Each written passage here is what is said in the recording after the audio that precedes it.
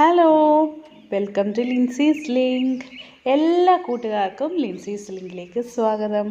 ഇന്നത്തെ വീഡിയോയിൽ നമ്മൾ കാണാൻ പോകുന്നത് നല്ല ഒരു ഫെർട്ടിലൈസറാണ്. അതായത് രണ്ട് രീതിയിൽ ഈ ഫെർട്ടിലൈസർ നമുക്ക് ചെടികൾക്ക് യൂസ് ചെയ്യാൻ പറ്റും.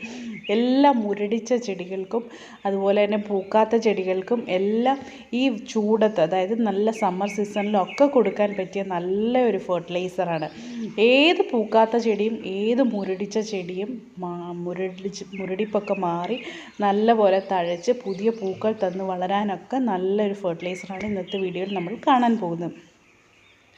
അതിന് മുമ്പായിട്ട് നമ്മുടെ റോസാ ചെടികളുടെ പരിചരണം കുറച്ച് കാര്യങ്ങൾ ഇന്നത്തെ വീഡിയോയിലൊന്ന് കവർ ചെയ്യാൻ പോവുകയാണ്. ഇത് കണ്ടില്ലേ, ഈ എല്ലാ റോസാ ചെടിയും നമ്മൾ ഇതേപോലെ അതിൻ്റെ ഇലയുടെ അടിഭാഗം ഒന്ന് ചെക്ക് ചെയ്യണം. കാരണം നമ്മൾ നല്ല ചെടി നല്ല തഴച്ചു വരുമ്പോഴായിരിക്കും പെട്ടെന്ന് ആ ചെടിക്കൊരു വാട്ടരോഗവും അല്ലെങ്കിൽ അതൊന്നും ഇല ചുരുണ്ടു പോവുകയൊക്കെ ചെയ്യുന്നത്. അപ്പോൾ നിങ്ങൾ ചെയ്യേണ്ട ഒരു കാര്യം, ഇങ്ങനെ ഏതെങ്കിലും ഒരു ഇല ചുരുണ്ട് വരികയോ എന്തെങ്കിലും ഉണ്ടെങ്കിൽ ശ്രദ്ധിക്കണം. ആ ഇലയുടെ അടിഭാഗമൊക്കെ ഒന്ന് നോക്കണം, എന്തെങ്കിലും പുഴുവോ ഇൻസെക്ട്സോ ഉണ്ടോ എന്ന്. അതുപോലെ തന്നെ പൂക്കൾ ഉണ്ടായതിന് ശേഷം ഇതുപോലെ ജസ്റ്റ് ഉണങ്ങി വരുമല്ലോ, പൂവൊക്കെ ഒന്ന് വാടി വരുന്ന സമയത്ത് തന്നെ അത് കട്ട് ചെയ്ത് മാറ്റണം.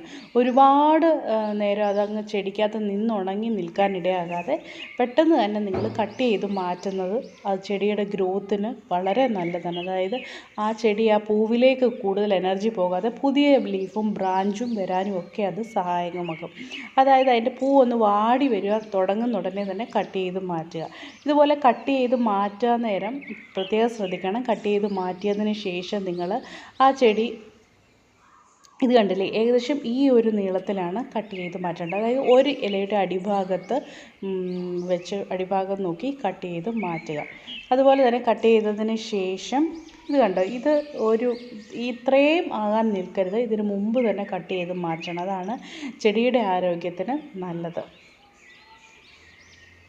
ഇതേപോലെ ഒന്ന് ചരിച്ച് വേണം എപ്പോഴും നിങ്ങൾ കട്ട് ചെയ്ത് കൊടുക്കാൻ വേണ്ടിയിട്ട്. ചരിച്ച് കട്ട് ചെയ്യുന്നത് വളരെ നല്ലതാണ്. അതായത് ചരിച്ച് കട്ട് ചെയ്യുന്നത് മൂലം വെള്ളം കെട്ടി നിന്ന് അതിൻ്റെ തണ്ട് പഴുത്തു പോകാനോ അല്ലെങ്കിൽ ഇൻഫെക്ഷൻ വരാനോ ഒക്കെ ചാൻസ് കുറവാണ്. അതുകൊണ്ടാണ് പറയുന്നത് എപ്പോഴും ചരിച്ച് കട്ട് ചെയ്ത് കളയുക. അതുപോലെ തന്നെ ചെടിയുടെ ചുവട്ടിൽ എന്തെങ്കിലും ഈ കളകൾ, കാട് വല്ലതും കിളിച്ച് വരുവാണ്, അത് സമയാസമയം മാറ്റിക്കളയുക. കട്ട് ചെയ്തതിന് ശേഷം ഇതേപോലെ ആ ചെടിയുടെ ചുവട്ടിൽ നിന്ന് തന്നെ കുറച്ച് മണ്ണെടുത്ത് ആ കട്ട് ചെയ്ത ഭാഗത്ത് പുരട്ടി വെക്കുക. അതൊരു നാച്ചുറലായിട്ട് ഹീലിങ്ങിന് സഹായിക്കുമെന്നാണ് പറയുന്നത്. അതുകൊണ്ടാണ് ആ മണ്ണ് കൊണ്ട് തന്നെ അവിടെ ഒന്ന് ചെറുതായിട്ടൊന്ന് ഇതേപോലെ ഒന്ന് പ്രസ് ചെയ്ത് കൊടുക്കുക. ഈ മണ്ണ് നിങ്ങൾക്ക് ചെയ്യാൻ ഇങ്ങനെ കുത്തിവെക്കാൻ ഇഷ്ടമല്ല എങ്കിൽ മഞ്ഞൾപ്പൊടി തേച്ച് കൊടുത്താലും മതി. മഞ്ഞൾപ്പൊടി എല്ലാവർക്കും അറിയാമല്ലോ, ഇതൊരു നാച്ചുറൽ ആൻറ്റി ഫംഗലായിട്ടും അതുപോലെ ആൻറ്റി ബാക്ടീരിയലായിട്ടും ഒക്കെ പ്രവർത്തിക്കും. അതുപോലെ തന്നെ ഒരുപാട് ആൻറ്റി ഓക്സിഡൻസ് ഒക്കെ ഉള്ളതാണ് ഈ മഞ്ഞൾപ്പൊടി. എന്നാൽ ഒരു നാച്ചുറൽ ഹീലർ കൂടിയാണ് ഇത്. നമ്മൾ മഞ്ഞൾപ്പൊടി തേക്കുന്നത് മൂലം ചെടി ഉണങ്ങിപ്പോകാതിരിക്കാനും ഒക്കെ സഹായിക്കും. അത് വളരെ നല്ലതായിട്ട് ചെടിയെ പ്രൊട്ടക്റ്റ് ചെയ്യും. മണ്ണ് തേച്ചില്ലെങ്കിൽ മഞ്ഞൾപ്പൊടി തേച്ചാലും മതി. ഓക്കെ. അതുപോലെ തന്നെ ചെടിയിൽ ഇതുപോലത്തെ ഇലകൾ, പുഴുക്കുത്തുള്ള ഇലയോ എന്തെങ്കിലും ഇല ചുരുണ്ട ഇലകളോ അങ്ങനെയുള്ള ഇലകളെല്ലാം നിങ്ങൾ കാണുകയാണെങ്കിൽ ആ സമയത്ത് തന്നെ കട്ട് ചെയ്ത് മാറ്റുക. അതുപോലെ തന്നെ കട്ട് ചെയ്യാൻ ഉപയോഗിക്കുന്ന സിസറ് അല്ലെങ്കിൽ നൈഫ്, ബ്ലേഡ് അങ്ങനെ എന്താണെങ്കിലും നിങ്ങൾ വളരെ ക്ലീൻ ആയിട്ടുള്ളത് ഉപയോഗിക്കുക. അതായത് ഈ റോസാ ചെടി എന്ന് പറഞ്ഞാൽ വളരെ ഡെലിക്കേറ്റാണ്. പെട്ടെന്ന് തന്നെ അത് ഇൻഫെക്ഷൻ വന്ന് അങ്ങ് ചുരുണ്ടു പോകാനും ഉണങ്ങിപ്പോകാനും ഒക്കെയുള്ള ചാൻസ് ഉണ്ട്. അതുകൊണ്ട് തന്നെ നമ്മൾ യൂസ് ചെയ്യാൻ നേരം വളരെ കെയർഫുള്ളായിട്ടുള്ള ബ്ലേഡൊക്കെ യൂസ് ചെയ്യുക. പിന്നെ പ്രത്യേകം ശ്രദ്ധിക്കേണ്ട ഒരു കാര്യമെന്ന് പറഞ്ഞാൽ നമ്മൾ ചെടി വെള്ളം ഒഴിക്കുമ്പോൾ ഒരിക്കലും ഫോഴ്സ്ഫുള്ളായിട്ട് ഒത്തിരി ഉയരത്തിൽ നിന്ന് ഒഴിക്കാതെ ആ ചെടിയിലേക്ക് വളരെ സാവധാനം വെള്ളം ഒഴിച്ചു കൊടുക്കുക. കാരണം വളരെ ഫോഴ്സ്ഫുള്ളായിട്ട് നമ്മൾ വെള്ളം ഒഴിക്കുകയാണെങ്കിൽ ചെടിക്ക് ഒരു ഷോക്ക് വരാനുള്ളൊരു ചാൻസ് ഉണ്ട്. അതായത് അതിൻ്റെ ചുവട്ടിൽ നിന്ന് മണ്ണ് തെറിച്ച് പോകാനും ചെടി കുലുങ്ങി ഒക്കെ അതിനൊരു ഇത് വരാനുള്ള ചാൻസ് ഉണ്ട്. അതുകൊണ്ട് തന്നെ നിങ്ങൾ വെള്ളം ഒഴിക്കുമ്പോൾ വളരെ കെയർഫുള്ളായിട്ട് ഒഴിക്കുക. ഇതേപോലെ വേണം കട്ട് ചെയ്തതിന് ശേഷം നമ്മൾ മണ്ണ് തേച്ച് വെക്കാൻ വേണ്ടി. പിന്നീട് കുറേ പേര് ചോദിച്ചാണ് ഇതുപോലെ സക്കേഴ്സ് എന്ന് പറയുന്നത്. അതായത് സക്കേഴ്സ് എന്ന് പറയുന്നത് നമ്മുടെ ചെടികളെ പൂക്കാൻ അനുവദിക്കത്തില്ല, അതുപോലെ തന്നെ അതിൻ്റെ വളർച്ചയെ റിട്ടാർഡാക്കുകയും ചെയ്യും. ഇത് നിങ്ങൾ കണ്ടാൽ മനസ്സിലാകും. നമ്മൾ ഗ്രാഫ്റ്റ് ചെയ്ത ഭാഗത്തിൻ്റെ താഴെ നിന്ന് കിളിച്ചു വരുന്നതാണ് ഈ സക്കേഴ്സ് എന്ന് പറയുന്ന ഇതാണ് കട്ട് ചെയ്ത് മാറ്റേണ്ടത്. ഇത് കട്ട് ചെയ്തില്ല എങ്കിൽ നമ്മുടെ ചെടിയുടെ ഗ്രോത്ത്, റോസാ ചെടി നല്ലതുപോലെ വളരത്തില്ല, അത് റിട്ടാർഡായി പോവുകയും ചെയ്യും. പുതിയ പൂക്കളോ ഒന്നും പുതിയ ബ്രാഞ്ചസോ ഒന്നും വരത്തില്ല. അതുകൊണ്ട് തന്നെ ഇതിങ്ങനെ വരുമ്പോൾ തന്നെ കട്ട് ചെയ്ത് മാറ്റുക. ഇത് കണ്ടോ, ഇതാണ് കട്ട് ചെയ്ത് മാറ്റിയിട്ടുണ്ട്. ഇനിയും നമ്മൾ ഇതുപോലെ കട്ട് ചെയ്ത് മാറ്റിയതിന് ശേഷം ചെടിക്ക് നല്ലതുപോലെ നമുക്ക് ഫെർട്ടിലൈസറും ഒക്കെ കൊടുക്കാം. എപ്പോഴും നമ്മൾ ചെടി പ്രൂൺ ചെയ്തതിന് ശേഷം, അതായത് ഒരു പൂ വന്ന് പോയതിന് ശേഷം നമ്മൾ കട്ട് ചെയ്ത് മാറ്റുമല്ലോ, ആ കട്ട് ചെയ്ത് മാറ്റിയതിന് ശേഷം, അതുപോലെ തന്നെ ഇതുപോലുള്ള സക്കേഴ്സും ഒക്കെ നമ്മൾ കട്ട് ചെയ്ത് മാറ്റിയതിന് ശേഷം ഉടൻ തന്നെ നല്ല രീതിയിൽ ഫെർട്ടിലൈസർ കൊടുക്കുക. ഫെർട്ടിലൈസർ കൊടുത്തു കഴിഞ്ഞാൽ ചെടി നല്ലതുപോലെ പൂക്കും. കണ്ടോ, ചെടിയുടെ ഇലയുടെ അടിയിലാണ് ഇതുപോലെ ഓരോ ഇൻസെക്ട്സ് വന്ന് കൂട് വെക്കുന്നത്. ഇത് വളരെ ചെടിക്ക് ഹാംഫുള്ളാണ്. ചെടിയുടെ ഗ്രോത്തിനെ നല്ലതുപോലെ ബാധിക്കും. ചെടിയുടെ നീരൂറ്റി കുടിക്കുകയും ചെടി റിട്ടാർഡായി പോകാനുള്ള മെയിൻ ഒരു കാരണങ്ങളിലൊന്നാണ് ഇതുപോലുള്ള ഇൻസെക്റ്റുകൾ. അത് എപ്പോഴും നിങ്ങൾ സൂക്ഷിച്ച് നോക്കുക, അത് കട്ട് ചെയ്ത് മാറ്റുക.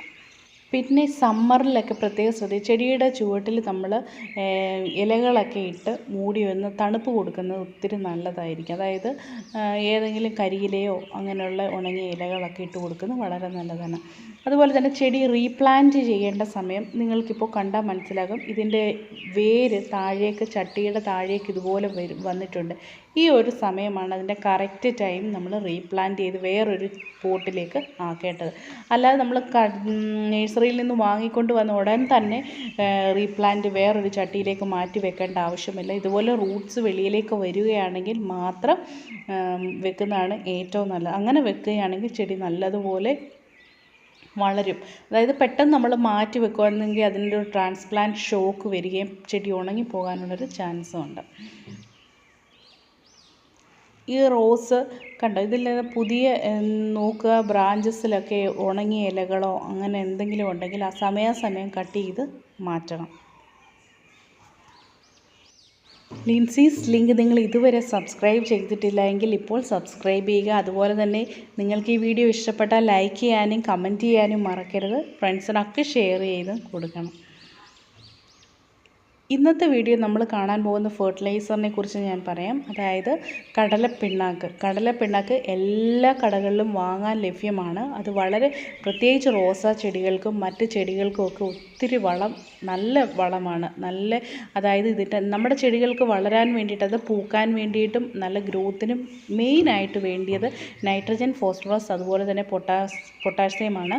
ഈ 3 കാര്യങ്ങൾ, അതിൻ്റെ കൂടെ അനവധി സൂക്ഷ്മ മൂലകങ്ങളും ചെടിയുടെ വളർച്ചയ്ക്ക് അത്യന്താപേക്ഷിതമാണ്. അതുപോലെ തന്നെ ഈ നൈട്രജൻ, ഫോസ്ഫറസും പൊട്ടാഷ്യവും ഒക്കെ ധാരാളം അടങ്ങിയിട്ടുണ്ട് ഈ കടലപ്പിണ്ണാക്കിൻ്റെ അകത്ത്. അന്നേരം ഈ കടലപ്പിണ്ണാക്ക് നേരിട്ട് നമ്മൾ ചെടികളുടെ ചുവട്ടിൽ കൊണ്ടിടുകയാണെങ്കിൽ ഉറുമ്പിൻ്റെ ശല്യം വരാനുള്ളൊരു ചാൻസ് ഉണ്ട്. അതുകൊണ്ട് ഉറുമ്പ് വന്ന് ചെടി മുഴുവൻ നശിപ്പിക്കും. അങ്ങനെ ഡയറക്റ്റ് ഇടുകയാണെങ്കിൽ അതിൻ്റെ കൂടെ കുറച്ച് വേപ്പിൻ പിണ്ണാക്ക് കൂടെ മിക്സ് ചെയ്ത് ഇടുകയാണെങ്കിൽ അങ്ങനെ വരത്തില്ല. അതുകൊണ്ട് തന്നെ നമുക്ക് ഉറുമ്പിൻ്റെ ശല്യമൊന്നും ഇല്ലാതിരിക്കാൻ വേണ്ടി അതൊന്ന് ലയിപ്പിച്ചിട്ട്, അതായത് വെള്ളത്തിലൊക്കെ ഒന്ന് മിക്സ് ചെയ്ത് ഒരു ലിക്വിഡ് ഫോമിൽ കൊടുക്കുകയാണെങ്കിൽ ചെടിക്ക് അത് പെട്ടെന്ന് അബ്സോർബ് ചെയ്തെടുക്കാൻ പറ്റും. അതുകൊണ്ടാണ് നമ്മൾ എപ്പോഴും അത് വെള്ളത്തിലൊന്ന് ലയിപ്പിച്ചതിന് ശേഷം ചെടിയുടെ ചുവട്ടിൽ ഒഴിച്ചു കൊടുക്കുക. അല്ലെങ്കിൽ നമ്മൾ ഇരട്ടി വെള്ളത്തിൽ അതൊന്ന് ഡൈല്യൂട്ട് ചെയ്തതിന് ശേഷം ചെടിയിൽ ഒക്കെ സ്പ്രേ ചെയ്ത് കൊടുക്കുക. ഇത് കടലപ്പിണ്ണാക്കാണ്. നിങ്ങൾ കണ്ടാൽ മനസ്സിലാകും.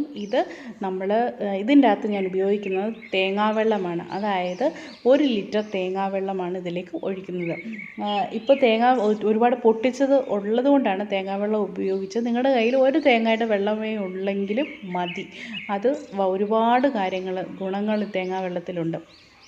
തേങ്ങാവെള്ളം ഇല്ലായെങ്കിൽ നിങ്ങൾക്ക് കഞ്ഞിവെള്ളം ഒഴിച്ചു കൊടുക്കാം. കഞ്ഞിവെള്ളം ഒഴിച്ച് കടലപ്പിണ്ണാക്കും ഇട്ടതിന് ശേഷം ഇത് നമ്മൾ സോക്ക് ചെയ്യാൻ വെക്കുക. അതായത് ഒരു ദിവസം സോക്ക് ചെയ്യുക, അല്ലെങ്കിൽ 2 ദിവസം സോക്ക് ചെയ്ത് വെച്ചതിന് ശേഷം നിങ്ങൾക്ക് അതിൻ്റെ ഈ തെളിയെടുത്ത് ചെടികളുടെ ചുവട്ടിലൊക്കെ ഒഴിച്ചു കൊടുക്കാം. അല്ല എങ്കിൽ ഒരാഴ്ച 7 ദിവസം വരെയൊക്കെ പുളിപ്പിച്ചതിന് ശേഷം ഉപയോഗിക്കാം. ഇത് വളരെ നല്ലതാണ്.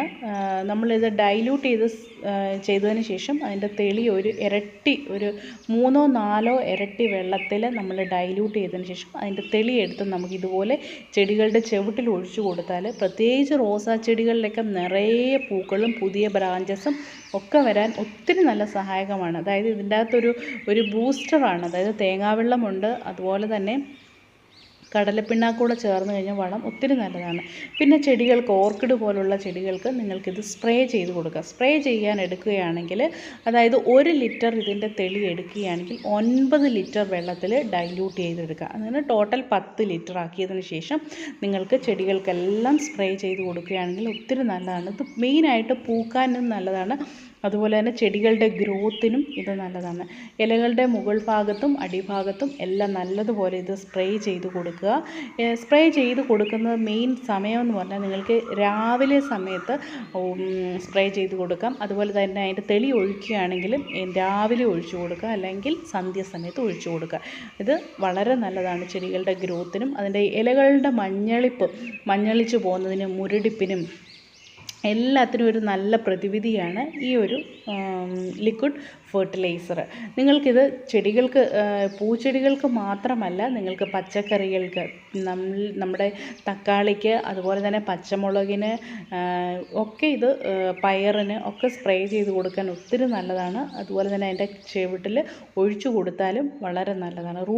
റൂട്ടിലൂടെ പെട്ടെന്ന് ഇത് അബ്സോർബായി കിട്ടുകയും ചെയ്യും. ഇങ്ങനെ ഒഴിച്ചു കൊടുക്കുന്നത് മൂലം ടൊമാറ്റോയിലൂടെയും ഇത് അബ്സോർബ് ചെയ്ത് എടുക്കും. ഇലകൾക്കൊക്കെ നല്ല പച്ച നിറവും ഒക്കെ കിട്ടാൻ നല്ലതാണ് ഈ ഒരു ഫെർട്ടിലൈസർ. എല്ലാവരും ഇതൊന്ന് ട്രൈ ചെയ്ത് നോക്കുക.